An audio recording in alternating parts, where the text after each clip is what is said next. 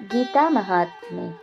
ಅದ್ವೇಷ್ಟಾ ಸರ್ವಭೂತಾನಾಂ ಮೈತ್ರಃ ಕರುಣ ಏವ ಚ ನಿರ್ಮಮೋ ನಿರಹಂಕಾರಃ ಸಮದುಃಖ ಸುಖಃ ಕ್ಷಮೀ. ಭಗವದ್ಗೀತೆಯ 12ನೇ ಅಧ್ಯಾಯವು ಭಕ್ತಿಯೋಗವಾಗಿದೆ. ಈ ಅಧ್ಯಾಯದ 13ನೇ ಶ್ಲೋಕದಲ್ಲಿ ಶ್ರೀಕೃಷ್ಣನು ಭಕ್ತಿಯ ಮಹಿಮೆ ಮತ್ತು ಭಕ್ತನ ಲಕ್ಷಣಗಳನ್ನು ವಿವರಿಸುತ್ತಾನೆ.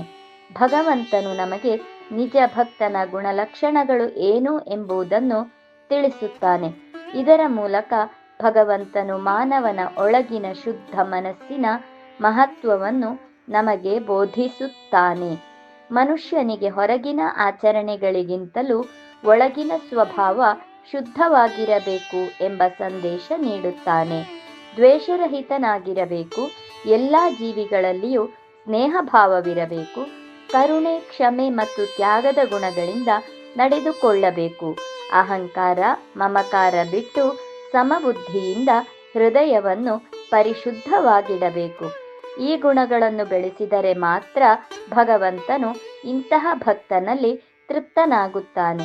ಇದರಲ್ಲಿ ಯಾವುದೇ ಜಾತಿ ಮತ ಭೇದವಿಲ್ಲ.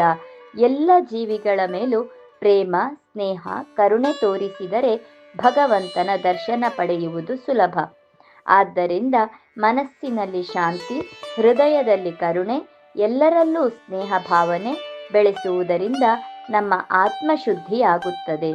ದುಷ್ಟ ಚಿಂತನೆ, ದ್ವೇಷ, ಅಹಂಕಾರ ತ್ಯಜಿಸಿ ಎಲ್ಲ ಜೀವಿಗಳಲ್ಲೂ ಭಗವಂತನನ್ನೇ ಯಾವಾತನು ಕಾಣುವನೋ ಅಂತಹವನ ಜೀವನವೇ ಗೀತೆಯ ಪರಿಪೂರ್ಣ ಜ್ಞಾನದಿಂದ ಪಾವನವಾಗಿದೆ. ಅವನು ಜಗತ್ತಿಗೆ ಶಾಂತಿಯ ದಾರಿದೀಪ ಎನಿಸಿಕೊಳ್ಳುತ್ತಾನೆ. ಅಹಂಕಾರರಹಿತ, ದ್ವೇಷರಹಿತ, ಕ್ಷಮಾಶೀಲ, ಸಮಭಾವಿಯಾದವನ ಹೃದಯದಲ್ಲಿ ಭಗವಂತ ನೆಲೆಸಿರುತ್ತಾನೆ ಎಂಬುದೇ ಈ ಶ್ಲೋಕದ ಸಂದೇಶ. ಹರಿ ಓಂ. ಶ್ರೀಕೃಷ್ಣಾರ್ಪಣಮಸ್ತು.